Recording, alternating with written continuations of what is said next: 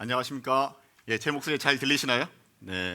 반갑습니다. 우리 옆에 있는 분들과 함께 인사 나누시겠습니다. 잘 오셨습니다. 반갑습니다. 환영합니다. 여러분들 깜짝 놀라셨죠? 갑자기 지난주에 벌써 인사를 나눈 것 같은데 또 이번 주일날 이렇게 조은하 목사가 나와서 설교한다는 것을 보고 나서 여러분들 깜짝 놀라셨을 겁니다. 근데 저는 여러분들보다 더 깜짝 놀랐습니다. 갑자기 우리 담임 목사님께서 수요일 날 식사를 하자고 하시더니만 설교 부탁을 갑자기 하셔가지고 마음의 준비도 되어 있지 않은 상태에서 지난주로 끝내려고 했더니만 또 이렇게 하나님이 은혜를 주시고 기회를 주셔서 여러분들과 말씀으로 교제할 수 있는 시간을 갖게 되었습니다. 우선 이 자리를 허락하신 하나님께 감사를 드리고, 또한 정말 이 말씀의 강단이 너무나 중요한 자리임에도 불구하고 이 자리를 내어주시고 구모의 목사를 위해서 또한 이 자리에 기회를 주신 우리 최용승 목사님께도 감사의 말씀을 드리고, 우리 장로님들과 또한 우리 모든 성도님들께 감사의 말씀을 드립니다. 저는 우리 좋은 나무 교회가 제 마음 가운데 모 교회처럼 느껴집니다. 왜냐하면 제가 미국에 와서 첫 사역을 시작한 곳이 바로 이 좋은 나무 교회였었고, 우리 최송철 목사님과 여러분들과 함께 신앙생활을 4년 동안 너무나 즐겁고 재밌게 사역한 기억이 있기 때문입니다. 그러한 시간이 지나서 이제 벌써 10년이 되었습니다. 제가 이제 미국에 온 지가 딱 만으로 10년이 됐는데, 하나님께서 기회를 주셔서 또 새로운 자리로 저를 불러주시는데, 그 가는 모든 발걸음을 위해서 여러분들 부끄럽지만 또한 죄송하지만 기도를 부탁드립니다. 제가 할 수 있는 것이 아무것도 없더라고요. 오랜 동안 목회를 해왔지만 제가 할 수 있는 것이 아무것도 없다라는 사실을 더 철저하게 느끼는 것 같습니다. 여러분의 기도로 또한 이 다문임 목회의 자리를 잘 감당할 수 있기를 위해서 기도를 부탁드립니다. 우리의 말씀이 앞서서 잠시 기도하고 말씀을 나누도록 하겠습니다. 사랑의 하나님, 참으로 감사를 드립니다. 하나님께서 사랑하시는 이 좋은 나무 교회, 이 주일 예배를 우리에게 허락하여 주시고 부족한 종을 세워 하나님의 말씀을 나누게 하여 주시니 참으로 감사를 드립니다. 하나님, 이 자리 가운데 하나님이 주신 은혜가 있게 하여 주시고 우리 신앙생활의 온전한 비밀을 깨닫는 자리 되게 하여 주시며, 그 가운데 하나님이 원하시는 아름다운 신앙인으로 성장해 나갈 수 있는 우리 모두, 또한 우리 좋은 나무 교회 정말 하나님이 주시는 그 부흥의 감격을 누리고 마음껏 찬양하며 이 세상 가운데 예수 그리스도를 전하는 우리 좋은 나무 교회 될 수 있도록 인도하여 주시옵소서. 이 자리 가운데 하나님 함께하여 주실 것을 소망하며 이 모든 말씀 거룩하신 예수 그리스도의 이름으로 감사하며 기도하옵나이다. 아멘. 여러분들 신앙생활 오래 하셨죠? 저 역시도 오래 신앙생활을 했습니다. 신앙생활을 하고 매주, 제 기억으로는 거의 빠지지 않고 매주 예배를 드린 것 같아요. 그런데 그럼에도 불구하고 아직도 제 마음 가운데 예수를 믿는다는 것이, 그리스도인이 된다는 것이 과연 무엇인가에 대해서 잘 모른다라는 생각을 합니다. 여러분들도 마찬가지예요. 저는 모태 신앙입니다. 어렸을 때부터 어머니 뱃속에서 목회자의 가정 가운데 태어나서 한 번도 주님을 떠나서 살아간 본 적이 없어요. 그렇게 신앙생활을 했고, 심지어는 목사가 되었음에도 불구하고 여전히 제 마음 가운데 예수 믿는 것이 과연 무엇이고 크리스찬이 된다라는 것이 과연 무엇인가에 대해서 잘 모른다라는 생각을 합니다. 이전까지도 잘 몰랐었어요. 마찬가지로 대부분의 크리스찬들은 예수님을 믿는다, 그리스도인이 되었다라고 생각할 때 그 기준을 무엇으로 세우고 이야기를 합니까? 저 성도 예수 믿는 사람이야, 저 성도 정말 크리스찬다워라고 얘기할 때 무엇을 기준으로 삼고 그것을 이야기하냐는 것이에요. 대부분 교회 잘 다니고 모든 예배 잘 참석하고 심지어는 새벽 예배까지 나오면 저분 진짜 신실하신 분 아닌가라고 우리는 생각하지 않습니까? 찬양대가 지금 저희에게는 상황에 따라서 주어지지 않았지만 찬양대를 쓰거나 찬양팀을 쓰고 예배부로 섬기고 또한 직분을 받은 분들이라면 저분은 진짜 장로님이 되실 만한 분이고 권사님이 되실 만한 분이고 정말 안수 집사님답다라고 우리는 이야기하지 않냐라는 겁니다. 대부분 교회를 잘 다니는 것을 예수 믿는 기준으로 삼고 있다라는 것이에요. 봉사 열심히 하면 크리스찬답다라고 이야기를 한다라는 겁니다. 그런데 과연 성경에서도 과연 그것을 예수 믿는다라고 이야기할까요? 앞서서 말씀드렸지만 저 역시도 목사가 되어서요, 정말 열심히 사역했습니다. 그것이 목사다움이라고 생각했기 때문이에요. 한국에서 사역할 때는요, 새벽 4시에 나가가지고 저녁 10시에 퇴근을 했어요. 저희 첫째 아이가 제 얼굴을 잘 기억을 하지 못할 정도로 교회에 헌신을 하고 그것이 목사다움이라고 생각하고 최선을 다해서 교회를 위해, 성도들을 위해서 섬겼어요. 그런데 그것이 과연 예수 믿는 사람다움입니까? 크리스찬다움이라고 이야기할 수 있냐라는 것이에요. 그러나 성경은 그렇게 얘기하지 않습니다. 그렇다면 과연 성경이 말하는 예수 믿는 것, 그리스도인 다움이라는 것이 과연 무엇이냐라는 것이, 오늘 이러한 우리의 궁금증에 대해서 구체적으로 말씀을 전해주고 있는 것이 바로 요한 1서의 말씀입니다. 요한 1서는 1장부터 5장까지 구성되어 있는데, 여러분 시간이 되시면 한번 전체 그렇게 긴 시간을 투자하지 않으셔도 됩니다. 한번 천천히 한번 읽어보시면 너무나 좋을 것 같아요. 여러분의 신앙생활에 있어서 우리의 신앙생활의 그 발음을 무엇인지를 정확하게 설명해주고 있는 것이 이 사도 요한의 요한 1서라는 것입니다. 사도 요한은 지금 자신의 편지를 통해서 이 초대교회 성도들에게 예수를 믿는다는 것이 과연 어떤 의미를 가지고 있는지에 대해서 자세하고도 또한 구체적으로 이야기를 해주고 있다는 것이에요.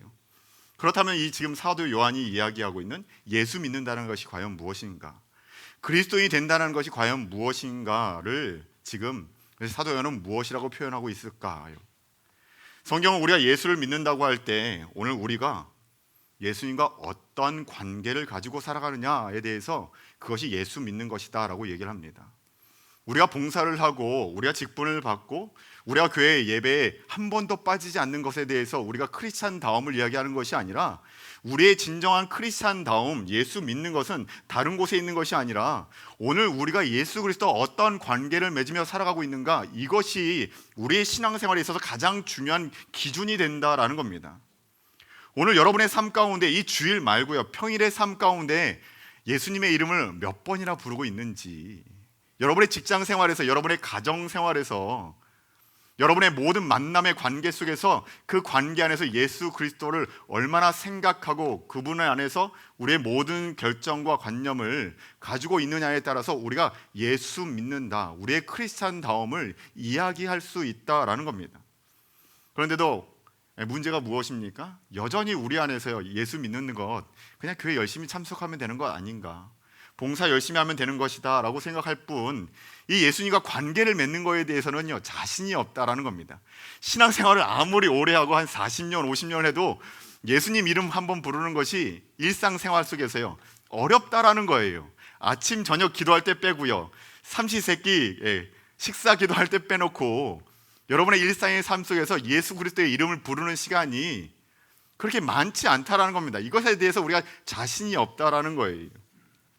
그런 우리에게 사도 요한은 먼저 자신이 예수 그리스도와 얼마나 친밀한 교제를 나눴는지 우리에게 말씀하고 있어요. 예수님을 그는 만났다라고 이야기합니다. 예수님으로부터 말씀을 들었다라고 이야기를 해요.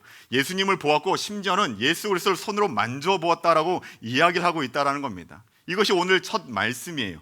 요한일서 1장 1절 말씀을 우리 함께 읽어보도록 하겠습니다. 1장 1절입니다. 시작. 태초부터 있는 생명의 말씀에 관하여는 우리가 들은 바요, 눈으로 본 바요, 자세히 보고 우리를 손으로 만진 바라. 아멘. 지금 사도 요한이 얘기하는 것이 무엇입니까? 내가 예수 그리스도를 만났다라고 얘기합니다. 예수 그리스도로부터 직접 말씀을 들었고 그분을 느꼈고 그분을 보았고 심지어는 그분을 나의 손으로 만져보았다라고 이야기를 하고 있어요. 지금 예수 그리스도에 대해서 이야기하고 있는 이 사도 요한이 말하고 있는 태초부터 있는 생명의 말씀, 이 1장 1절에 그 서두에 나오고 있는 태초부터 있는 생명의 말씀은 단순히 성경 말씀을 이야기하고 있는 것이 아닙니다. 지금 사도 요한은요, 이 1장 1절의 말씀을 통해서 이 태초부터 있는 말씀이 누구인지에 대해서 이미 요한복음을 통해서 우리에게 알려주었어요. 요한복음 1장 1절 말씀에 보면 이렇게 써 있습니다. 태초부터 말씀이 계시니라. 이 말씀이 하나님과 함께 계셨으니 이 말씀은 곧 하나님이시다라고 말씀하고 있습니다. 태초부터 하나님의 말씀이 있었어요. 그 말씀이 하나님과 함께 하셨습니다. 그리고 그 말씀이 곧 하나님이다라고 이야기를 하고 있어요. 이게 과연 무슨 말일까? 이 말씀이 과연 누구를 의미하는 겁니까?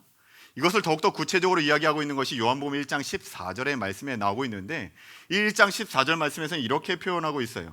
말씀이 육신이 되어 우리 가운데 거하심에 우리가 그의 영광을 보니 아버지의 독생자의 영광이요 은혜와 진리가 충만하더라 라고 이야기를 하고 있습니다.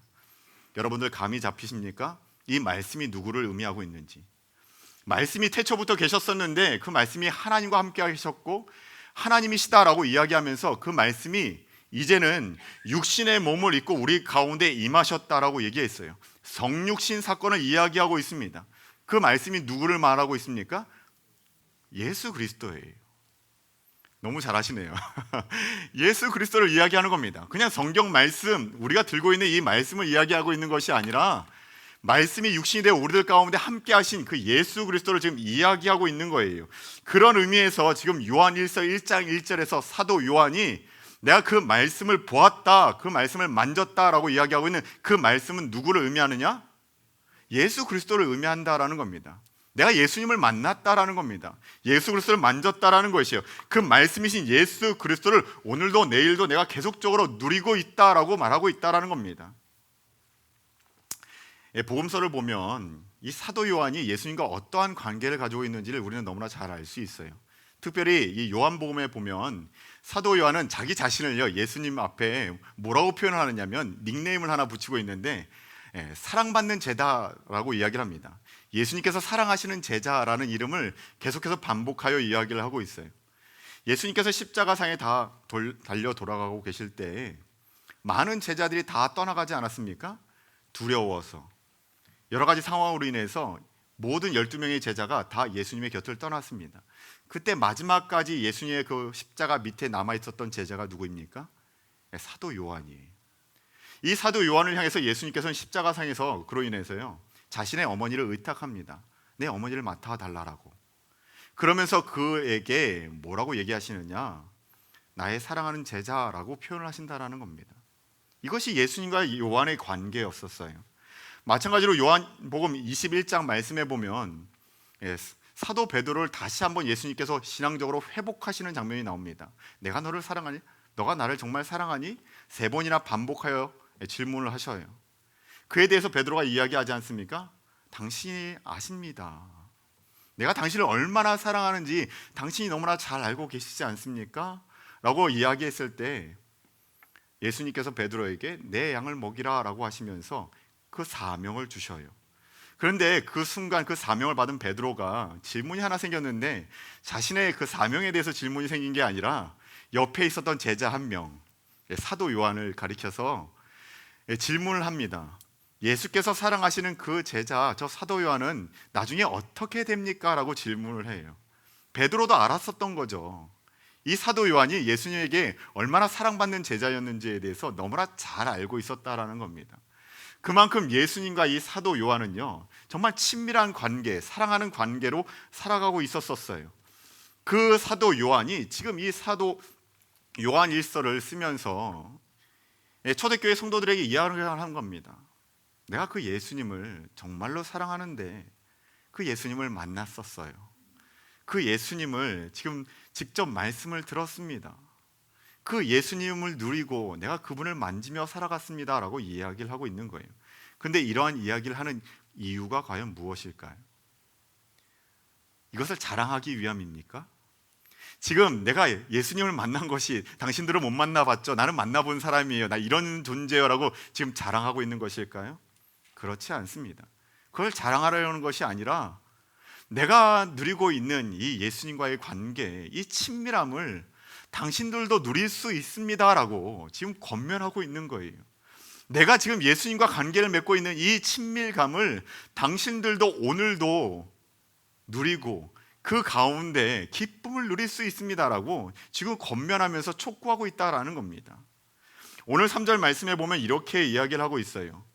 우리가 보고 들은 바를 너에게도 전함은, 지금 내가 이 편지를 지금 너에게 쓰는 이유가 무엇이냐면 너희로 우리와 사귐이 있게 하려 함이니 라고 표현하고 있습니다. 사도 요한이 지금 이 편지를 받는 이들을 향해서 너희로 우리와 사귐이 있게 하기 위해서 이 편지를 쓴다라고 이야기를 하고 있어요. 근데 이 말의 의미는 좀 더 쉽게 말하면 우리 한번 사귀어 봅시다 라고 이야기하는 거예요.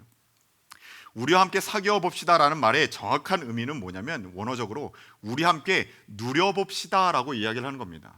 무엇을 누립니까? 그 다음 구절에 나와요. 우리의 사귐은 아버지와 그의 아들 예수 그리스도와 더불어 누림이라. 내가 지금 누리고 있는 이 하나님과의 관계, 내가 지금 누리며 충만한 기쁨을 누리고 있는 이 예수 그리스도와의 관계를 우리 함께 누려봅시다라고 지금 이야기하고 있다라는 겁니다. 그것을 위해서 지금 이 요한 일서를 지금 너희들에게 쓰고 있다라고 말씀을 전하고 있다라는 거예요. 그래요. 이렇게 예수 믿는 것이 무엇인지, 그리스도인이 되는 것이 무엇인지에 대해서 절대 잘 알지 못하는 이 초대교회인들, 저에게 또한 여러분에게 오늘 사도 요한은 왜 이렇게 이 초청의 메시지를 반복하여 이야기하고 있는가? 이것이요, 예수 믿는 것이 예수님과 온전한 관계를 누리는 것이고, 오늘도 살아계신 그 하나님과 오늘도 아름다운 관계를 누리고 있는 것이 진정 그리스도인의 조건이기 때문입니다. 교회 봉사를 하는 것이 예수 믿는 조건이 아니라는 것이에요. 우리의 직분을 받는 것이 그리스도인의 됨의 조건이 아니라는 겁니다. 그런데 중요한 것은 이 사귐은요, 단지 과거의 이야기를 이야기하고 있는 것이 아니에요. 사도 요한이 3년의 공생에 예수님과의 그 제자와의 관계 속에서 내가 예수님을 만난 것에 대해서 지금 이야기하고 있는 것이 아닙니다. 사도 요한은 오늘요, 지금요, 이 순간에 내가 누리고 있는 이 주님과의 교제를 이야기하고 있어요. 오늘 1절 말씀을 다시 보면 영어 성경에서는 이렇게 표현하고 있습니다. 우리가 들은 바를요, have heard라고 표현하고 있어요. 우리가 눈으로 본 바를요, have seen라고 표현하고 있습니다. 자세히 보고 have looked요, 우리의 손으로 만진 바라 have touched요.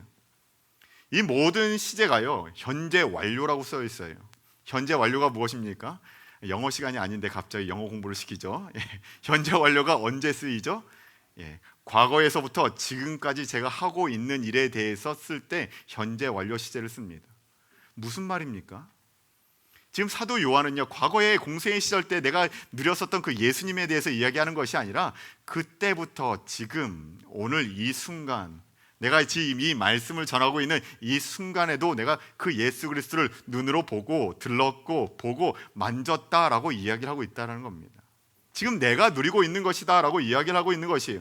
이런 사귐, 이런 교제를 오늘 사는 우리 모든 크리스찬들을 향해서 도전하고 있는 겁니다.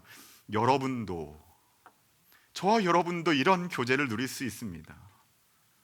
저와 여러분도 이런 사귐을 가질 수 있습니다. 그냥 예수 믿는 게 교회 나오면서 오늘 주일 아침이니까 봉사할 게 몇 가지지? 찬양단 오늘 무슨 곡 하지? 이런 거 생각하면서 나오는 것이 아니라, 내가 오늘 설교를 해야 되는데 오늘 설교할 때 실수하는 거 아니야? 이런 거 생각하면서 나오는 것이 아니라, 설교하는 것이 예수님과 함께 교제 나눈 것이고, 그냥 이 자리에 불러주신 것이 예수님을 만나는 자리이기 때문에 그저 기쁜 것이고, 그로 인해서 이 자리에서 함께 교제할 수 있는 이 공동체 안에 예수 그리스도를 발견하는 것이 나에게 참 기쁨이다라는 것을 오늘도 고백하는 것이 크리스찬다움이라는 거예요.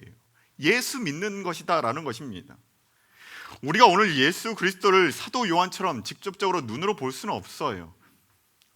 2000년 전에 예수 그리스도를 우리가 어떻게 볼 수 있습니까? 그러나 우리는 지금도 역시 사도 요한처럼요, 예수님을 알고 누리고 만끽할 수 있다라는 겁니다. 그 주님의 음성을 오늘도 기도하는 그 순간, 우리의 그 찬양의 모든 자리 속에서 그의 주님의 그 마음의 터치를요, 오늘도 느낄 수 있다라는 것이에요. 그래, 우리가 예수 그리스도를 믿는다, 그리스도인이 되었다라고 말할 때 그 말의 의미는 무엇이냐면, 사도 요한처럼 오늘 우리가 예수님과 아름다운 교제, 그 사귐, 그 축복을 누리고 있는 것이 예수 그리스도를 믿는 것이에요. 우리의 그리스도인 다움을 이야기하는 기준이 된다라는 겁니다. 그런 의미에서 사도 요한은 요한복음 17장에서 이런 말씀을 하고 있어요. 요한복음 17장 3절 말씀입니다. 우리 함께 읽어보도록 하겠습니다. 함께 읽겠습니다. 시작. 영생은 곧 유일하신 참 하나님과 그가 보내신 자 예수 그리스도를 아는 것이니이다. 아멘. 우리가 영생 이야기하지 않습니까? 교회에서 구원에 대해서 얼마나 많이 이야기합니까? 근데 성경에서 말하는 이 영생, 우리가 예수 그리스도를 믿음으로 인하여서 구원받았다라는 이 영원한 생명을 누린다라는 말의 의미를 오늘 요한복음 17장 3절에서 뭐라고 얘기하고 있습니까? 예수 그리스도를 아는 것이다라고 얘기하고 있어요. 봉사하는 것, 교회에 출석하는 것이다라고 얘기하지 않습니다. 예수 그리스도를 아는 것이에요. 그런데 중요한 것은 여기서 말하는 안다, 예수 그리스도를 안다라는 이 단어에 이 헬라어는요, 기노스코신이라는 헬라어를 쓰고 있습니다. 근데 이 기노스코시라는 이 헬라어는 무엇을 의미하느냐? 그냥 나의 지적인 동의로 나 예수님 잘 알아. 예수님이 2000년 전에 태어나셨고 하나님의 아들이야. 천지 창조 때부터 함께 계셨던 분. 이런 지적인 동의를 얘기하는 것이 아니라 우리의 삶 가운데 경험적으로, 체험적으로 알게 되는 그런 알물, 오늘도 우리가 추구하면서 애써 경험하면서 알게 되는 그 알이 바로 이 기노스코신 예수 그리스도를 안다라는 말의 의미라는 겁니다. 거기에 우리의 구원이 있고 우리의 영원한 생명이 있다라고 성경은 이야기하고 있다라는 것이에요. 우리가 예수 그리스도를 안다고 말할 때 그것은 정말 주님과 밀도 있는 영적인 친밀감을 누리고 있는 그 상황 속에서 그 예수 그리스도를 경험하면서 알게 되는 그 알미, 예수 그리스도를 아는 것이고 그 가운데 우리의 구원이 있고 영원한 생명이 있다라고 말씀하고 있다라는 겁니다. 그런데 지금 현 시대의 많은 크리스찬들이 이 예수님을 몰라서요, 이 예수님이 어떤 분이신지를 몰라서 사회로부터 욕을 먹고 있습니까? 현 시대의 많은 교회들이 우리가 매주 듣고 있는 이 말씀을 몰라서 싸움을 하고 분열을 하고 있는 것이 아니에요. 그렇지 않습니까? 직분으로는 목사고 장로이고 지식적으로는요 신학 박사입니다. 그리스도인의 기본인 하나님과 이 예수 그리스도의 관계없이 예수 그리스도를 안다라고 이야기를 하고 우리의 직분을 받고 우리의 학위를 받고 신앙생활을 하다 보니 그 가운데 문제가 일어나는 것 아닙니까? 요즘도 여전히 교회 안에 싸움이 있고 세상으로부터 인정받지 못하는, 어떠한 영향력도 끼치지 못하는 그런 교회의 모습이 오늘 우리들 가운데 있지 않습니까? 예수를 몰라서요? 말씀을 몰라서요? 매주 말씀을 듣지 않아서 우리가 이런 일들이 경험되어집니까? 아니에요. 그 주님과의 관계 안에서 우리들 가운데 바른 판단이 서지 않기 때문입니다. 주님이 원하시는 선택이 무엇인지조차 생각하지 못하고 그냥 우리가 원하는 대로 나의 감정대로 판단하고 선택하고 있는 우리 크리스찬들의 모습이요, 오늘도 우리를 사회로부터 욕을 먹게 만들고 있다라는 것이에요. 내가 원하는 것, 내 감정에 따라 선택하고 말하고 있는 우리의 모습 때문에. 요한계시록에 나오는 에베소 교회는요 대표적인 정통신앙을 가지고 있었던 교회입니다. 우리 에베소 교회 너무나도 잘 아는 교회이지 않습니까? 이 에베소 교회가 예수님으로부터 어떤 칭찬을 받았습니까? 기억이 나시지 않으시죠? 칭찬받은 것은 기억이 나지 않는데 욕먹은 것은 기억해요. 어떤 욕을 먹었습니까? 내 첫사랑을 잃어버렸다라고 욕을 먹지 않았습니까? 그러면서 예수님께서 하셨던 말씀이 뭐냐면 내가 내 촛대를 그 자리에서 떠나가게 하리라 라고 말씀하셨어요. 이 말이 무슨 의미냐면 내가 너희를 버릴 거야 라고 말하는 겁니다. 너희 교회 버릴 거야 라고 이야기하는 거예요. 그런데 이 에베소 교회는요, 앞서도 말씀드렸지만 정통적인 신학을 가지고 있었던 교회예요. 그 당시에 수많은 핍박 속에서 이단과의 싸움 속에서 자신들의 신앙을 지키기 위해서 처절하게 싸웠던 교회가 이 에베소 교회입니다. 그런데요, 이 교회가 예수님으로부터 버림을 받을 그런 지경에 이르렀다라는 겁니다. 무엇 때문에요? 요한계시록 2장 4절이에요. 그러나 너를 책망할 것이 있나니 너는 처음 사랑을 버렸느니라. 너의 신학은 지킨 것 같은데, 네가 가지고 있는 지적인 그 신학적인 동의는 철저하게도 지킨 것 같은데 너희들 안에서 내가 너를 사랑하는 것, 너희가 나를 사랑하는 것을 느끼지 못하겠어라고 말하고 있는 겁니다. 그 어떠한 관계에 어떠한 그 중심도 예수님께서 찾지 못하겠다라는 거예요. 그들의 신앙생활에서요, 그들의 교회의 모습 가운데서요. 그런데 중요한 것은 이 이야기가 과거의 초대교회 에베소 교회만의 이야기인가라는 겁니다. 아니죠. 오늘 우리의 모습이지 않습니까? 우리의 이야기이지 않습니까? 지금 우리 좋은 나무 교회는 정말 주님과 온전한 교제 가운데 오늘 이 자리를 사모하며 우리의 교회를 지켜가고 있는, 우리의 신앙을 지켜가고 있는 교회입니까?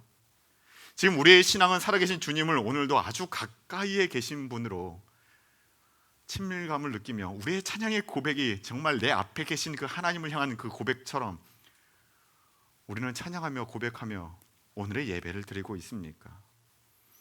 우리가 신앙생활을 하면서 실수하는 것은 다른 것이 아닙니다. 우리가 믿는 하나님 앞에 내가 무엇인가를 열심히 해드리면 하나님이 기뻐하시겠지, 내가 무엇인가 하나님 앞에 해드리면 좋아할 것이라고 생각하지만 그것이 아니라는 겁니다. 우리가 주님을 위해서 무엇인가 하는 것보다 우선순위가 되어야 된다는 것이 있다는 겁니다. 무엇이 우선이 되어야 합니까? 바로 주님과 함께하는 시간을 보내는 겁니다. 하나님과 더 많은 시간을 투자하여서 오늘 우리의 시간 속에서 주님을 생각하는 시간이 있어야 한다는 거예요. 이게 부모와 자식 간의 관계이지 않습니까? 여러분들 대부분이 이제 부모님이 여기 계신데 여러분들 자녀를 한번 생각해 보시면서 이야기를 한번 들어보세요. 여러분들이 부모님 앞에 부모님이면서 우리 자녀들에게 가장 기대하는 것이 무엇입니까? 여러분의 자녀들에게 가장 기대하는 것이 무엇이에요? 은찬이는 아직도 자녀가 없으니까 우리 방일철 장로님이 우리 은찬이에게 가장 크게 기대하는 것이 뭡니까? 우리 은택이에게, 희수에게 기대하고 있는 것이 뭡니까? 든든하게 서가는 거예요. 혹시 용돈 주는 거 그런 건 아니죠? 물론 용돈을 주면 참 좋겠습니다, 그죠? 우리 자녀들이 성장해가지고 우리 부모님에게 턱턱턱 한 달에 한 번씩 용돈을 딱 주면 참으로 좋을 것 같아요. 그런데 그것보다 더 크게 기대하는 것이 있습니다. 그게 뭡니까? 자주 부모님 집에 찾아오는 거예요. 손주 보여드리는 겁니다. 우리 손주와 함께 시간을 보내게 해드리는 것이 부모님께 있어서는요 어떠한 것보다 더 큰 기쁨이에요. 저는 불효자입니다. 저희 부모님 한국에 계시거든요. 부모님에게 있어서 다른 것이 효도가 아닙니다. 가장 가까이에 있는 것, 가장 많은 시간을 보내드리는 것, 우리의 손주들을 우리 부모님에게 보여드리는 것이 우리 부모님들이 자녀들에게 가장 기대하는 것입니다. 용돈 드리는 것 이상으로 우리 자녀들이 뭔가 성취해가지고 위대한 자리에 서는 것보다도 더 기대하는 것은, 그것도 물론 뿌듯하고 기쁜 일이지만 부모하고 상관없이 살아가면 그게 무슨 의미가 있습니까? 부모와 상관없이 용돈을 드리고 통장에 꼬박꼬박 돈 들어가는 게 그게 무슨 의미가 있겠냐라는 거예요. 부모에게 있어서 가장 큰 기대는요 자녀가 함께하는 거예요. 이게 신앙생활입니다. 우리의 아버지 되신 하나님과 함께하는 그 시간이 우리의 신앙생활의 본질이라는 것이에요. 그래, 우리의 신앙생활의 본질은요 무엇을 하는 것이 아닙니다. 오해하시면 안 돼요.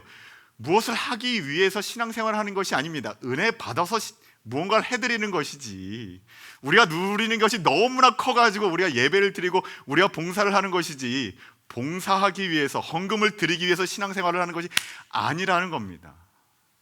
우리의 신앙생활의 본질은요 교제 그 자체에 있다라는 거예요. 관계 그 자체에 있다라는 겁니다.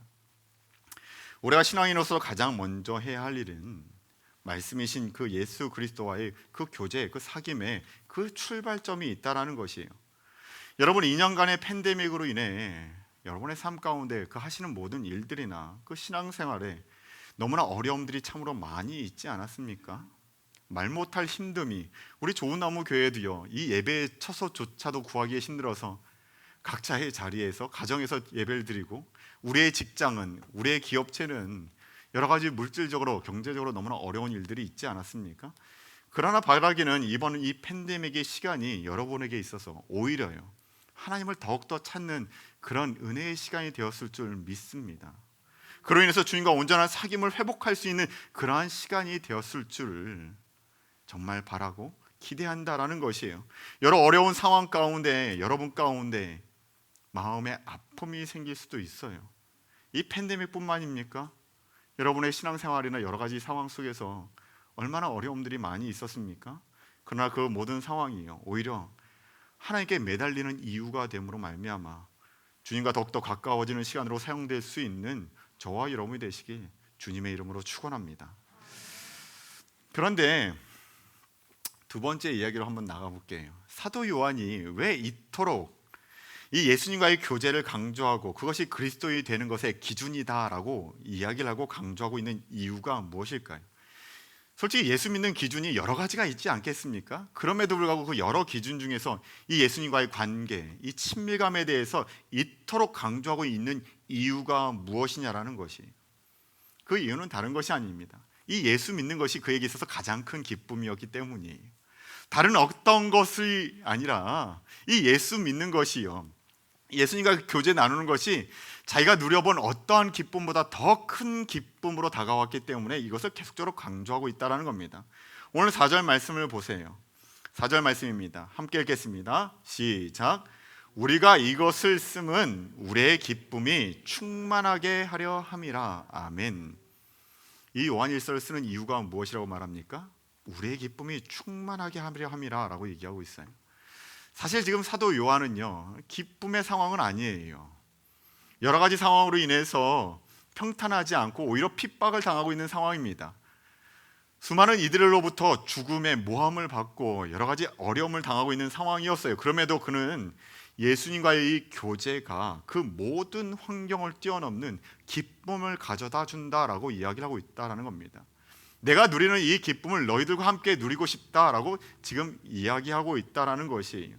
이러한 고백은 사도 요한뿐만이 아니라 수많은 믿음의 선배들의 고백이기도 하지 않습니까?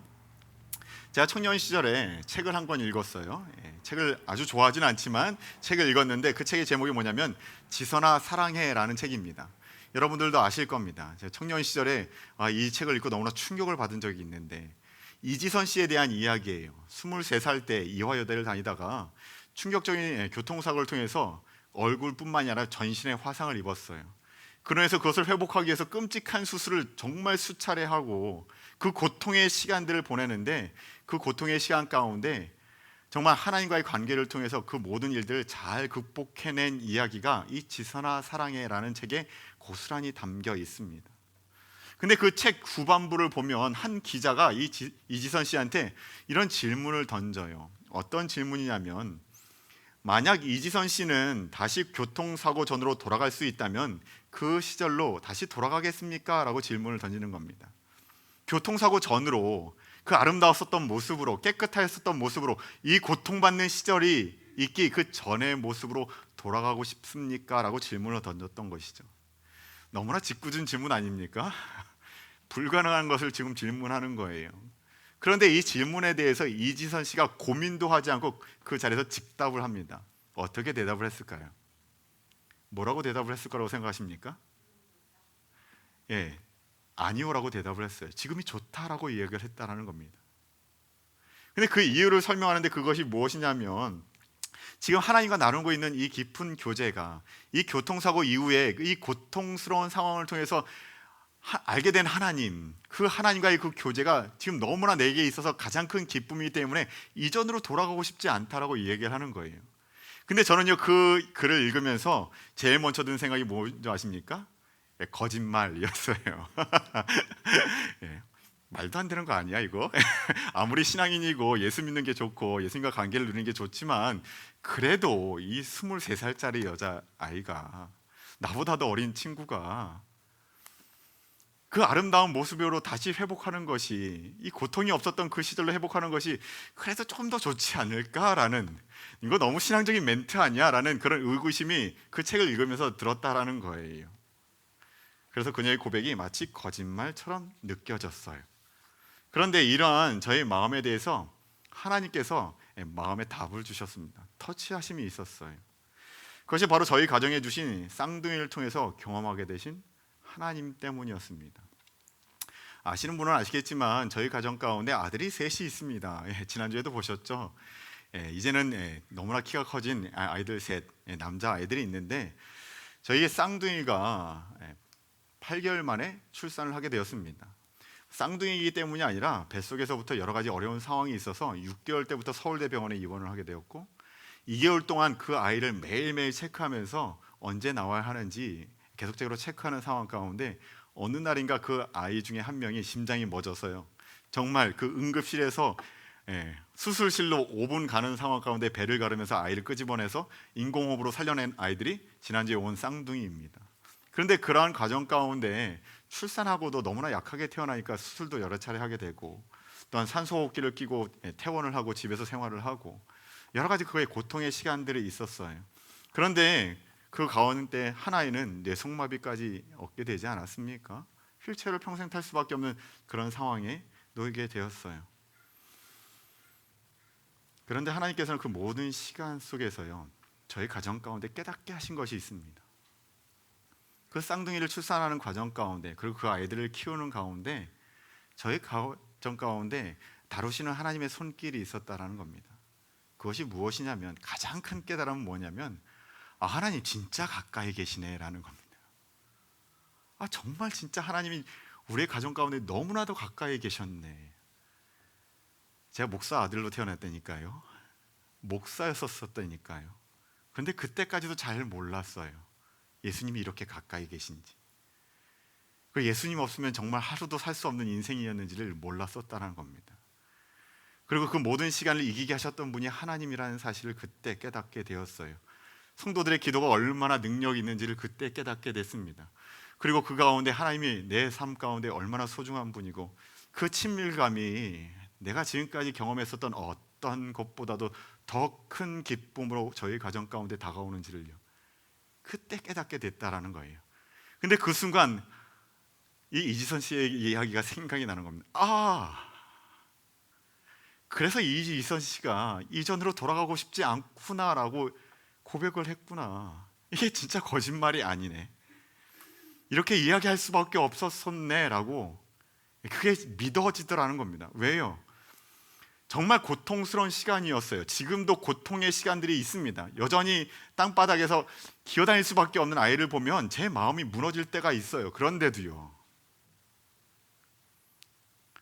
이전으로 돌아가고 싶지 않다라는 겁니다. 하나님을 알게 된 그 기쁨이요, 오늘도 우리의 가정을 다루시는 그 하나님의 손길이 너무나 가깝다라는 그 사실을 깨닫게 되고 그로 인해 누리게 되는 그 이 기쁨이, 이 충만함이요, 이전 것과는 비교할 수 없다라는 거예요. 성경에서도 이야기하지 않습니까? 오늘 우리가 당하는 고난이 장차 다가올 영광과 좋게 비교할 수 없다고요. 물론 그것은 하나님 나라에 대한 이야기입니다. 그러나 오늘 우리가 이 하나님 나라를 우리의 모든 가정 가운데, 우리의 삶 가운데 그 어려움의 현실 속에서 우리가 누릴 수 있다면요, 지금 현재 고난은 아무것도 아니라는 겁니다. 그 기쁨을 누릴 수 없다라는 거예요. 막을 수 없다라는 겁니다. 어떻게 이런 일이 가능하게 될 수 있었습니까? 주님과의 교제하는 그 기쁨이 우리의 환경을 넘어선 그 충만한 기쁨으로 우리에게 다가오기 때문이라는 사실입니다. 우리 앞에 놓여있는 그 모든 문제들보다 오늘 내가 누리고 있는 이 기쁨의 크기가, 주체할 수 없는 이 기쁨의 충만함이 어떤 것과 비교할 수 없는 큰 기쁨이 되어지기 때문이라는 사실이에요. 그로 인해 사도 요한이 우리를 간절하게 지금 초청하고 있는 겁니다. 지금 내가 누리고 있는 이 교제의 기쁨, 이 충만함을 초대교회 너희들의 지금 현실이 너무나 고통스럽겠지만 나와 함께 한번 누려보자라고 지금 권면하고 지금 촉구하고 있다라는 것이에요. 이 사도 요한의 이 권면의 메시지에, 이 초청에 귀를 기울이실 수 있는 저와 여러분이 되시길 주님의 이름으로 축원합니다. 예수 믿는 기쁨이 우리 가운데 충만하길 소망한다라는 것이, 오늘 아침에 일어나 또 주일이네, 교회 가서 예배 드려야 되네, 이렇게 한숨 지으면서 이 자리에 나오는 것이 아니라 이 자리가 우리에게 있어서 너무나 큰 감격의 자리, 충만한 기쁨의 교제의 자리가 되는 그런 예배를 오늘도 드리는 우리 좋은 나무 교회 되시길 주님의 이름으로 축원합니다. 그렇다면 마지막으로요, 이제 마지막이에요. 시간 다 됐어요, 그죠? 마지막으로 말씀을 드리며 마치려고 하는데, 우리 가운데 한 가지 궁금한 점이 생겨요. 어떤 궁금한 점이 생기냐면, 우리가 이걸 알아요. 예수님과 교제하는 것이 얼마나 기쁜지 압니다. 예배를 드리며 찬양을 드리면서 예수님과 교제하는 것이 얼마나 기쁨인지 알아요. 그런데 이것을 계속적으로 매일매일 누리는 것이 쉽지 않다는 겁니다. 우리가 살아가는 세상이 우리의 기쁨을 뺏어갈 정도로 너무나 어둡기 때문에, 우리의 자녀들이 살아가는 세상이 너무나 유혹이 많기 때문에 예수님과 관계를 맺으며 매일매일 살아가는 것이 너무나 어렵다라는 거예요. 어떻게 하면 이 예수님과의 교제를 매일 누리고 이 기쁨을 매일 누릴 수 있을까? 사도 요한이 우리에게 한 가지를 제안하고 있는데, 그것이 무엇이냐면 빛 가운데 살아가야 한다라고 이야기를 하고 있습니다. 오늘 7절 말씀입니다. 7절 말씀을 함께 읽어보도록 하겠습니다. 7절입니다. 시작. 그가 빛 가운데 계신 것 같이 우리도 빛 가운데 행하면 우리가 서로 사귐이 있고 그 아들 예수의 피가 우리를 모든 죄에서 깨끗하게 하실 것이요. 아멘. 우리가 이 어두운 세상 가운데 살아가면서 예수님과의 이 교제를 계속적으로 누리려면 한 가지를 이야기하고 있는데, 그것이 뭐냐? 빛 가운데 행하라 라고 이야기하고 있습니다. 무슨 말인지 이해가 되지 않아요, 그죠? 빛 가운데 행한다라는 말이 과연 무슨 말인가? 빛 가운데 행한다, 살아간다는 말의 의미는 쉽게 말씀드리면 이렇게 표현할 수 있어요. 빛 대신 예수 그리스도 앞에 우리가 지은 죄에 대해서 매일매일 고백하며 살아가는 것이 빛 가운데 살아가는 겁니다. 한마디로 회개의 삶을 이야기하는 거예요. 오늘 우리가 죄를 지을 수 있습니다. 그러나 그 죄에 대해서 죄를 짓는 그 순간마다 하나님, 제가 죄를 졌네요, 하나님을 실망시켰네요 라고 회개의 삶을 살아가는 것이 빛 대신 주님과 함께 살아가는 삶이다라는 것입니다. 우리가 신앙생활하면서 오해하는 것이 있는데 그게 뭐냐면 크리스찬이 되었으면 죄를 지지 말아야 한다라는 것입니다. 죄 짓지 않고 살아가야 한다라는 거예요. 물론 틀린 말이 아닙니다. 맞는 말이에요. 그런데 이것이 우리의 신앙생활의 기준이 된다면 과연 여기 앉아 계신 분들 중에서 저를 포함하고 우리 최성칠 목사님, 존경하는 우리 최 목사님을 포함해서 크리스찬이 어디 있겠습니까? 죄를 짓지 않는 사람이 어디 있냐라는 거예요. 우리의 연약함은요, 오늘도 우리로 하여금 죄를 짓게 합니다. 우리의 말이, 우리의 속사람이요, 우리의 생각들이 저 사람 이렇게 된다고요, 자연스럽게요. 죄를 지을 수밖에 없습니다. 그로 인해서요, 우리가 할 수 있는 것이 있는데 우리의 연약함으로 인해 죄를 지을 수밖에 없지만, 그럼에도 빛 대신 주님 앞에 우리의 죄를 정직하게 내어놓는 빛 가운데 살아가는 삶, 회개의 삶을 우리가 살아가게 된다라면 그 관계의 끈을 놓지 않을 수 있다는 겁니다. 그 주님과의 관계의 끈을 놓지 않고 더욱 가까이 나갈 수 있게 된다는 것이에요. 결국 우리가 오늘 빛 가운데 살아가느냐, 어두움 세상 가운데 살아가느냐의 이 차이는 다른 곳에 있지 않습니다. 죄를 짓느냐 안 짓느냐의 문제가 아니에요. 죄 지을 수밖에 없어요. 그런데 그 가운데 우리가 회개하며 살아가느냐, 오늘도 우리의 죄에 대해서 인정하고 그 죄를 하나님 앞에 고백할 용기가 있느냐, 이 차이에 있다는 겁니다. 우리가 빛 가운데 살아가느냐, 이 어두운 세상 가운데 살아가느냐. 그로 인해서 8절 말씀에 보면 이렇게 써 있어요. 우리가 죄가 없다고 말하면 스스로 속인다라고 표현하고 있습니다. 그 가운데 무엇이 일어납니까? 더 중요한 건 진리가 우리의 마음 가운데, 우리 속에 있지 않을 것이다 라고 이야기를 하고 있어요. 진리가 무엇입니까? 진리가 너희를 자유케 하리라. 우리를 자유케 하시는 예수 그리스도가 우리의 진리이지 않습니까? 근데 우리가 죄를 짓지 않았다고 속이면 무슨 일이 일어납니까? 예수 그리스도가 우리의 마음 가운데 거하실 수가 없다라는 겁니다. 우리와 함께 하실 수 없다라는 것이에요. 10절에서도 이 사실을 반복하여 이야기하고 있습니다. 만일 우리가 범죄하지 아니하였다 하면 하나님을 거짓말하는 이로 만드는 것이니 뭐라고 얘기합니까? 또한 그의 말씀이신 이 예수 그리스도가 우리 속에 있지 아니한다라고 말씀하고 있어요.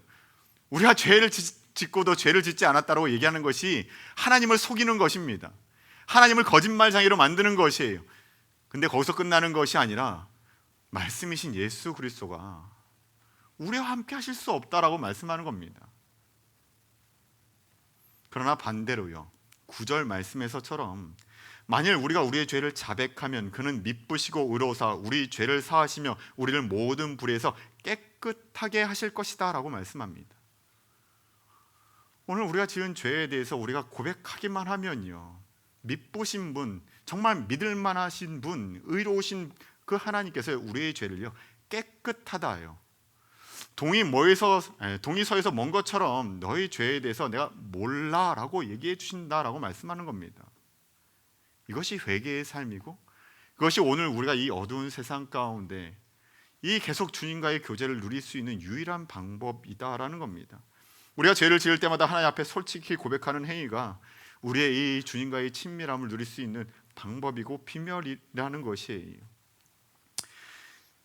이 사실에 대해서 한 권사님과의 대화 가운데 쉽게 이해를 갖게 된 그런 사건이 있었습니다.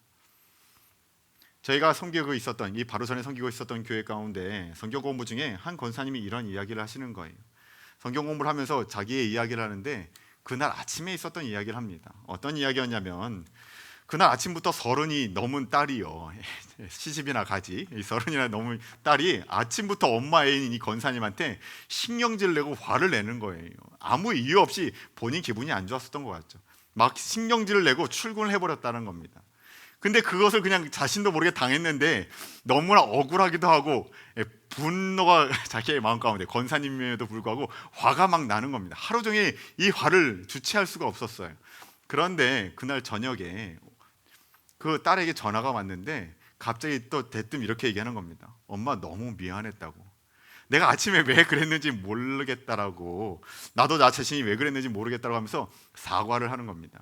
근데 재밌는 사실은요, 이 딸의 전화, 이 사과의 전화를 받는 그 순간 이 권사님이 하루 종일 품었었던 이 분노, 이 화가요 마치 눈덩이처럼 확 사라지는 것을 경험했다는 거예요.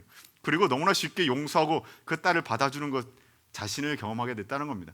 그 순간이요, 이 권사님이 깨닫게 된 하나님의 사실이 있는데, 하나님의 지혜가 있는데 뭐냐면, 내가 만약 하나님 앞에 죄를 지을 때마다 이렇게 하나님 앞에 용서를 구하고 사과를 구하면 하나님도 나와 똑같은 마음이시겠구나라는 그런 생각이 우리 권사님에게 들었다라는 겁니다.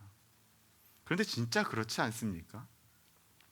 우리의 아버지 되신 하나님 앞에 우리가 죄를 지을 때마다 회개하고 고백만 하면 마치 없었던 일인 것처럼, 심지어는 매일 반복되는 죄일지라도, 우리가 이겨내지 못하는 그 죄일지라도 고백하기만 하면, 진실한 마음으로 주님 앞에 내려놓기만 하면 그것을 마치 없는 것처럼 여기시고 다시 우리에게 자녀됨을 허락해 주시고 받아주시지 않냐라는 것이에요. 이것이 오늘 주님과의 교제를 이어가는 방법입니다. 이 어두운 세상 가운데 우리가 예수님과의 그 친밀함을 누릴 수 있는 유일한 비밀이라는 것이에요. 오늘 우리가 우리의 죄를 회개함으로 이 빛 대신 주님 앞에 더욱더 가까이 나가기만 하면 주님께서는 반드시 우리로 하여금 그 모든 죄를 짓지 아니하도록 도와주시리라 믿습니다. 그 죄에서 멀어지게 하시리라 믿습니다. 그리고 계속적으로 그 주님과 아름다운 교제를 나눌 수 있도록 도와주시리라 믿습니다. 오늘도 주님 앞에 이 모든 죄를 내어놓으며 우리를 그리스도인답게 살게 하시는 그 주님과 함께 온전한 교제를 누리며 살아가시는 저와 여러분이 되시길 주님의 이름으로 진심으로 축원합니다. 그 가운데 지금까지 잃어버렸던 이 신앙생활의 기쁨, 우리 예배드림의 기쁨을 다시 한번 회복하시는 우리 좋은 나무 교회 모든 성도님 되시길 주님의 이름으로 축원합니다. 말씀을 마칩니다. 제가 10년 전에 미국을 올 때 목회를 하면서 열심히 책을 모으잖아요, 우리 목사님들. 근데 유학을 3년만 하고 돌아갈 생각을 했었기 때문에 책을 다 한국에 다 남겨놓고 왔어요. 그리고 몇 권의 책만을 가지고 왔는데 그 몇 권의 책 중에 한 권이 뭐였냐면 브라더 로렌스의 하나님의 임재 연습이라는 책입니다. 제 신앙을 위해서 가져온 책이었어요. 근데 그 책의 내용이 뭐냐면 약 500년 전에 수도원의 수도사가 될 수 없어서 평생을 수사로, 수도사가 아니라 그냥 수사, 일하는 사람으로 살아갔던 한 이가 어떻게 하나님과 관계를 맺으면서 수많은 크리스찬들에게 영향을 끼쳤는지에 대한 그 내용이 이 책에 기록되고 있습니다. 그 책에 정말 중요한 메시지가 7가지 정도를 정리할 수 있는데 그걸 마지막으로 여러분에게 소개시켜드리면서 오늘 말씀을 마무리하려고 해요. 그 책의 내용을 마지막으로 여러분과 나누는데 한번 잘 들어보시기 바랍니다. 모든 일, 청소하는 일, 지푸라기라도 하나 잡는 일도 주님을 사랑하는 마음으로 하라. 죄를 지으면 주님께 자백하고 다시 평화롭게 주님을 바라보라. 잡생각이 자꾸 가득해지면 그 생각들을 조용히 옆으로 밀어놓고 주님을 바라보라. 쉬지 않고 하나님과 대화하라. 어려운 일이 있으면 은혜를 달라고 기도하고 그 일이 끝나면 그 자리에 엎드려 주님께 감사 기도를 드려라. 아픔이 있으면 그 아픔을 허락하신 하나님께 견딜 힘도 주실 것을 믿고 견딜 힘을 달라고 기도하라. 기도하고 나면 평안함을 가져라. 그리고 걱정을 끝내고 다시 주님을 사랑하는 마음으로 살아가라. 이것이 이 신앙인, 믿음의 선배가 우리에게 남겨준 신앙의 흔적입니다. 오늘 우리가 걸어가야 될 길이기도 해요. 오늘 말씀을 길게 나누었는데 여러 가지 이야기를 나눴지만 이것 한 가지만은 기억하시고 오늘 집으로 돌아가셨으면 좋겠습니다. 우리 신앙생활에서 있어서 가장 중요한 것은 다른 것이 아니라 오늘도 하나님과 아름다운 교제를 나누며 살아가는 것, 이것 한 가지를 놓치면 우리의 신앙생활은 모두 다 놓치는 것이다 라는 것을 기억하시고 그 주님과의 온전한 관계를 오늘도 회복하며 그 기쁨을 우리의 주변 가운데 흘려보내실 수 있는 저와 여러분, 우리의 가정 좋은 나무교회 되시길 주님의 이름으로 축원합니다. 우리 함께 기도하시겠습니다. 사랑과 은혜가 많으신 하나님, 참으로 감사를 드립니다. 오늘 당신의 사랑하는 교회, 또한 제가 사랑하는 교회, 이 좋은 나무 교회에 하나님의 말씀을 나눌 수 있는 은혜를 주시니 참으로 감사를 드립니다. 우리의 신앙생활에 있어서 너무나도 중요한 한 가지 진실을 부족한 종의 입술을 들어 함께 말씀을 나누었는데, 하나님, 조우나 목사라는 사람이 기억 남는 것이 아니라 이 메시지가 이 자리 가운데 기억되게 하여 주시고 예수 그리스도의 흔적이 되어 오직 주님만 붙들고 살아갈 수 있는 우리의 모든 성도들 될 수 있도록 인도하여 주시옵소서. 그 가운데 매일의 예배가 주님 앞에 감격이 되고 기쁨이 되는 우리의 모든 신앙생활 되게 하여 주실 것을 소망하며 이 모든 말씀 거룩하신 예수님의 이름으로 감사하며 기도하옵나이다. 아멘.